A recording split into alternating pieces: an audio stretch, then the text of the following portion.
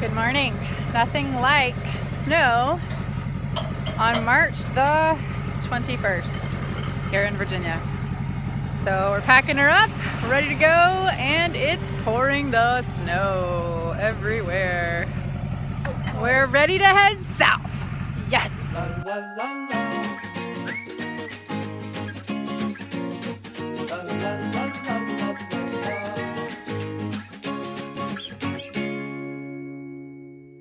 Every day is a learning opportunity.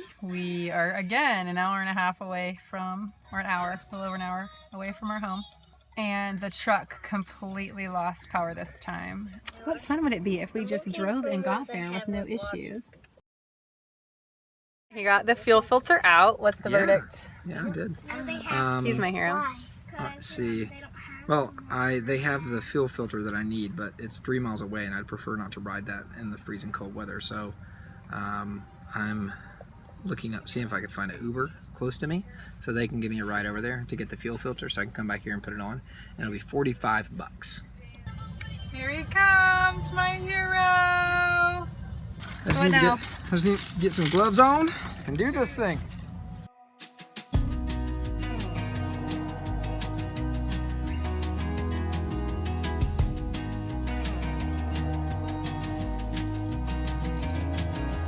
Alright, so here's our situation. Got a new fuel filter, and on the side of the road I replaced the fuel filter. But that took a while, and while we were doing that, which was a couple hours, we had the ignition turned on the on position, and we had the camper hooked up to it. So that drained the power on the batteries, and I couldn't even try restarting it. Yeah, I do. And then I'm sitting there on the side of the road, completely dead battery. And then this guy pulls over and gives us a jump with his little car. And then a few minutes later, he's like, I only live a mile from here. Why don't I go get my truck and I'll come back? So he comes back with his wife and his son, couldn't get it cranked. And at that point, I'm like, look, let's just call it. It's freezing out here. Call a tow truck. And so I call a tow truck. And then this guy's like, hey, I can bring your camper back to my house and you can just keep it. It's not a problem. Super nice guy. And they bring the camper back to their house. And so we come in their foyer and we're sitting there trying to figure out what we're gonna do, and they're like, well, you can stay here tonight if you want. And they let us stay the night with them, which was just such a blessing. Like, they gave were us their bedroom. Yeah, they gave us. I did not know until this morning. I'm like, you did what? You gave us your, and they were like, well, it was the biggest room and it could fit you all. And I'm like, that's so nice. These great people let us stay with them, and we stayed with them last night. And the car's at the mechanic, and I called him and asked him about it, and he says they're going to check it out and call me back. But that was a couple hours ago. Yeah. I hope it's even on the docket to get looked at today. Fortunately, we're not far from home, so we have our friends who have said they'd come and get us.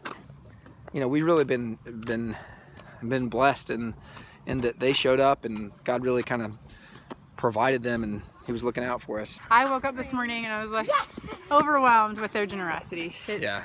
And I'm not one to like to impose.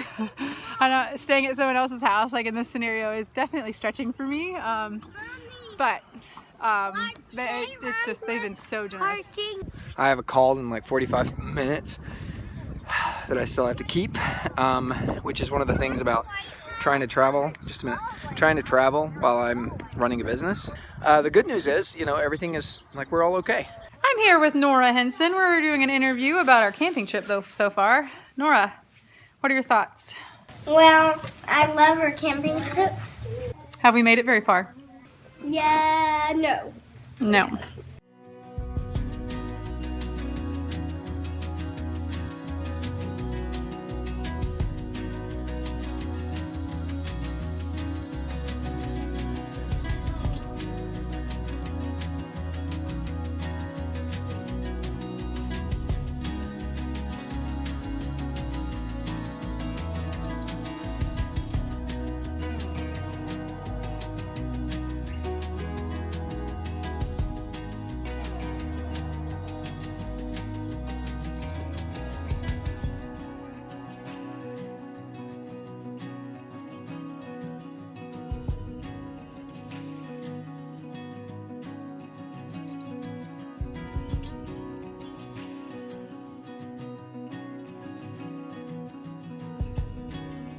I just called Fort McAllister in Georgia and told them that we were on our way there yesterday and that our truck broke down and we weren't able to make it, and they refunded all our money for both nights, even last night, which makes me cry because everything today has been hard and not working out. And so it was just really cool that they were willing to refund our money for both nights when she heard that we were having car trouble. So Fort McAllister in Georgia is a good place, good state park. Even though I haven't been there, at least they are honorable and really kind. So anyway, Joseph's just gotten a rental car from the Chevy place. The tow truck finally, after a couple hours, brought our truck there. Hopefully the guy at Chevy can look at it and there's not anything wrong, but we don't know. So I was just at least relieved at, you know, Georgia doing that. I know this is ridiculous for me to cry, but anyway, I also had friends who were willing to drive an hour and a half and get us and take us home. It's just kind of crazy. I feel very stranded and helpless, and I know Joseph feels the same way. Just a little discouraging, but at least we've had so many other generous people, like the people who were letting us stay here. My kids are on the porch with their son playing Legos and having a wonderful time. This has been really hard. It's been a very trying experience. I know it's not like that big of a deal, but when you're just stranded in a place, you have no control. It's a little bit, I don't know, unnerving. So grateful that the truck is now at Chevy. So things are happening, not as fast as I would like, but they're happening.